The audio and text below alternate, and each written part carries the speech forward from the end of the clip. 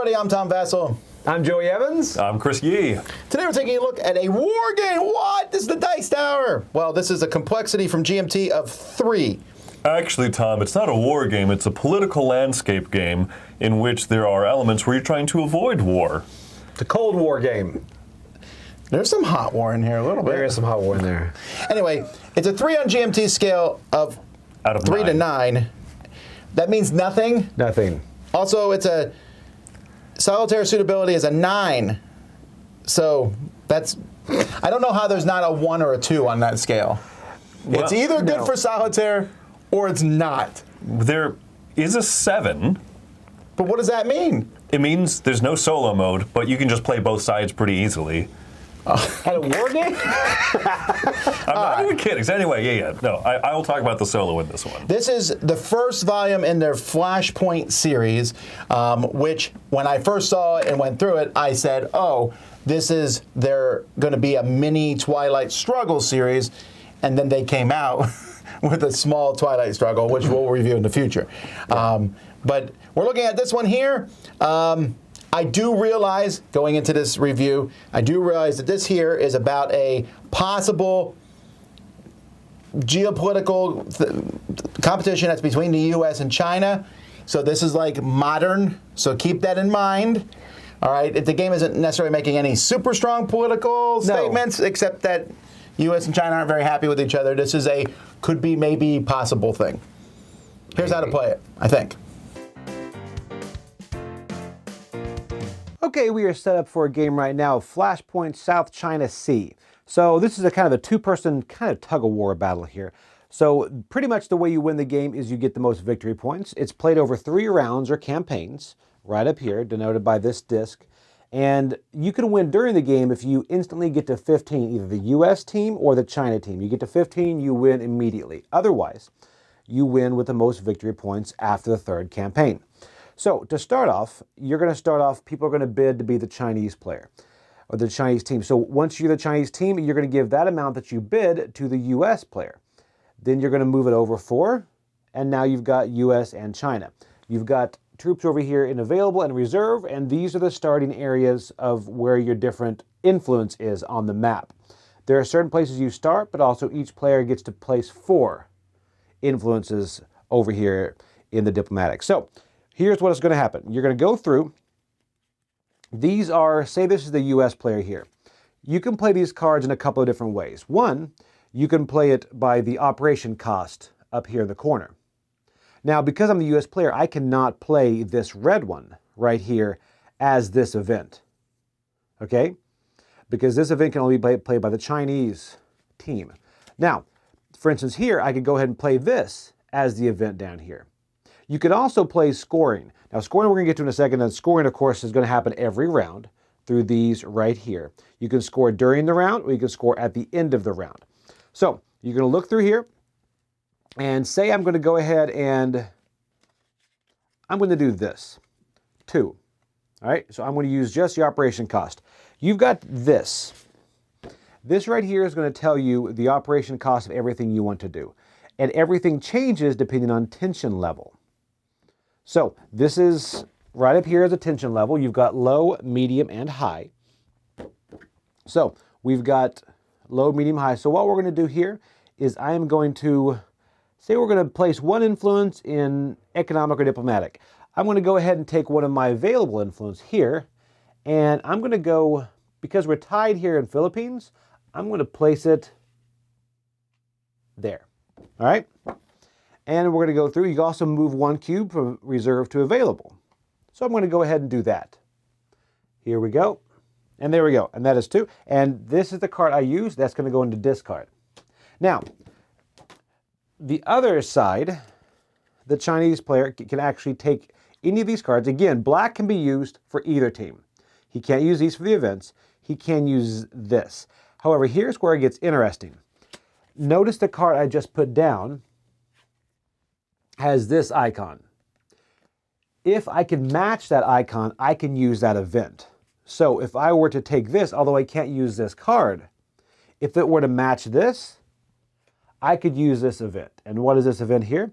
Place 3 Chinese economic influence total in Malaysia, Indonesia, and or Bruno. So what we're going to do, I'm going to do that. I'm going to place it here on top, place 3 Chinese economic influence, total in Malaysia, Indonesia, and or Bruno. So here's what we're going to do. We're going to take, let's see here, we're going to do Malaysia, and that's economic, and here we go, and here we go. So I just use that. I then discard this on top, just like this.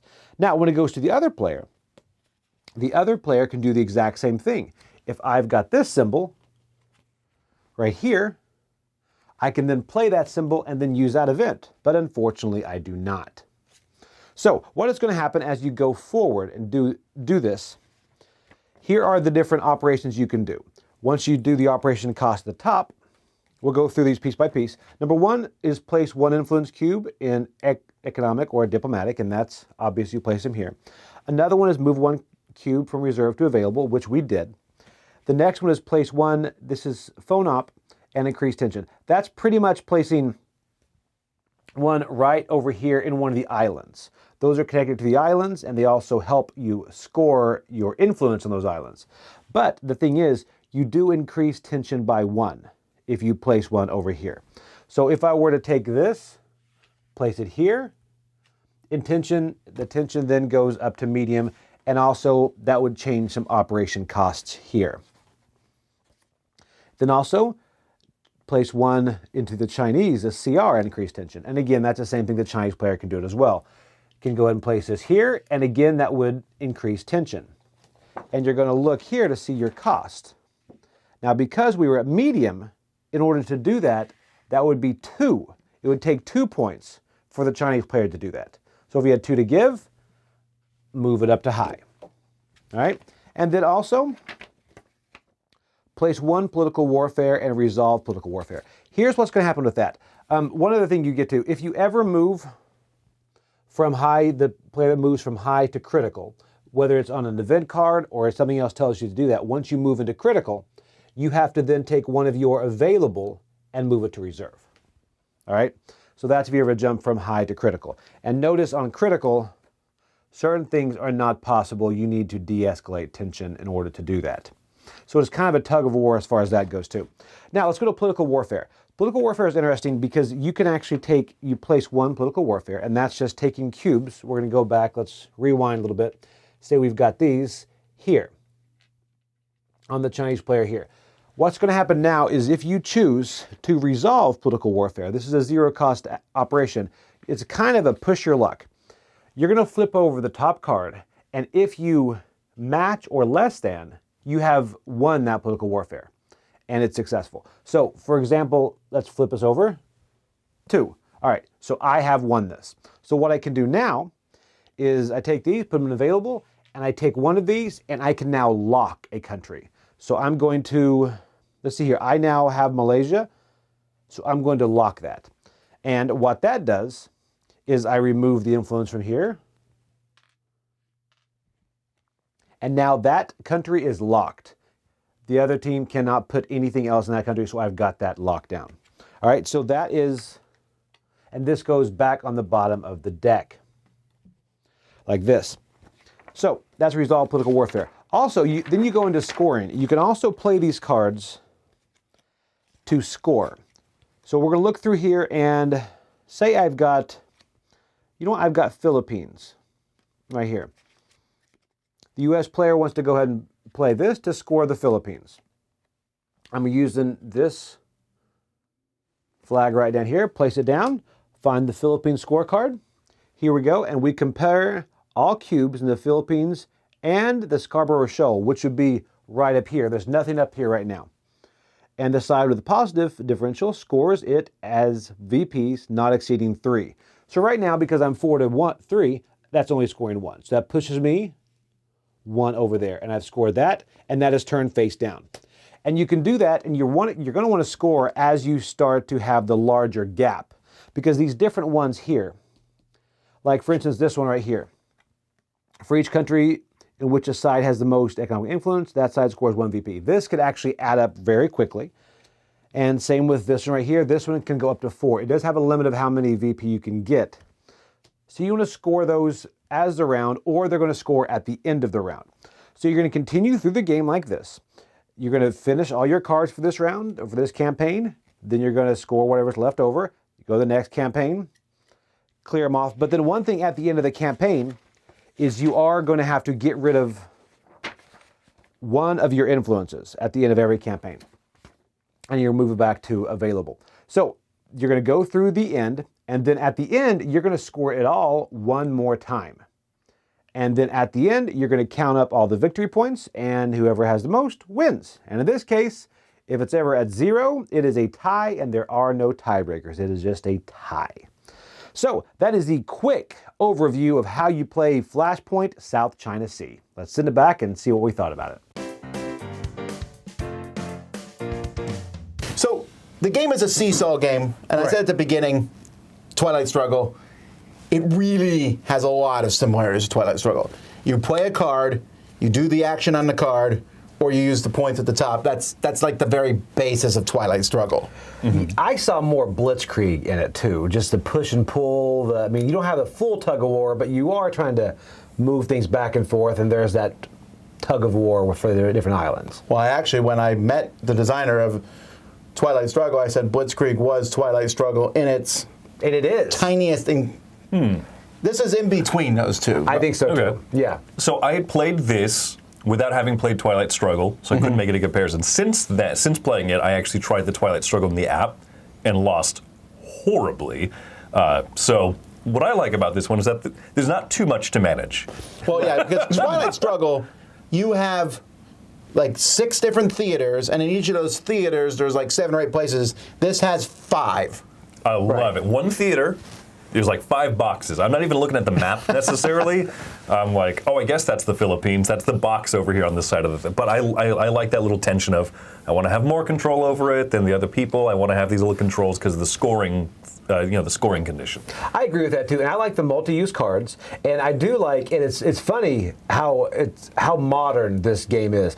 Coming from Twilight Struggle, that you know how history, if it's so far removed, it takes a lot of that tension away. It's very modern. I mean, they have pictures of leaders still in power and all that. It's interesting, but again, you are just playing cubes on a map. So when it breaks down to that, that's really what it is. And it's pretty streamlined in that regard. Like every is. leader is practically the same. Yeah. So I'm not like, oh, I hate this guy, or I like this guy. It doesn't matter. Right. It's like, well, whatever. I'm just playing a card.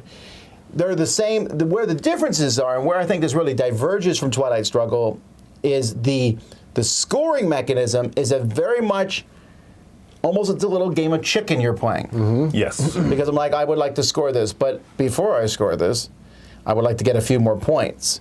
Right. And then my opponent might be like, well, we're scoring it now. It's not. I'm not waiting around for that. And the other difference is if I discard a card that you can use, and you can match that card, you get to play it. I found that to be a really cool mechanism. That's really good, because like if you have a card that you know is powerful, I'm going to wait till later in the round because I want to make sure you don't have that icon, because if you do, you could get host easy. And I can see people just being a little bit frustrated, like, oh, why even have the match icon on there? But I think it's what you just said, right? Right. You know you want to play this. It's a 3 operation point card, but it's for the opposition side, so I want to minimize the chance that they can take that event, because that event is really powerful. I don't want that to happen. It gives you a little more control of that. Yeah. I don't want to keep making comparisons to Twilight Struggle because maybe not everyone's played it, but I find that a more forgiving process than in Twilight Struggle, where I have to play this card out. Oh, it's for the opposition side. They get to carry out that event anyway. And it's fun because when you get, and not fun, but when you get caught on that, like I held on to a card that was a 3. I wanted to use that 3, but then at the end, ended up, I think it was Tom, that he had that same icon. I'm like, I mean, when you get caught and they have that icon, it just works out so good for them. You're just like, what can you do? I love that push and pull, like a chicken, push your luck mechanic. But even sometimes at the beginning of a turn, I'll be like, oh, I'm playing this card first. Steal it, because it helps you not at all. That's the big thing. Right, Yeah. knowing when to play the cards. Right. So this game is all about that. I do feel, because there's not a lot of points on those point scoring cards, and they all go off at the end, which is good, but they go off during the game. I can't imagine. There's an instant win of 15 points. I can't imagine that happening unless your opponent is actively trying to help you get there. There's no way. I'd be like, okay, how can I lose? I mean, because they're trying to win too. So unless they're playing terrible, it's definitely going to be a seesaw. I can see one side like beating the other side. Like if you win by 6, 7 points, I'd be like, domination. Right. That's how I feel. 15, I'd be like, I should quit gaming as the loser. No, I really feel that way because there's so much of that. Like, are you not scoring anything? Are you not controlling any of the theaters? You got to get something. It is what, because you're going to go back and forth in that middle area.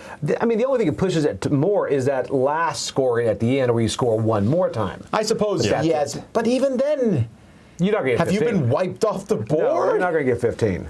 I don't know. I agree. The 15 is like, that's got to be like a mercy kill rule. Like, you have functionally lost. Yes.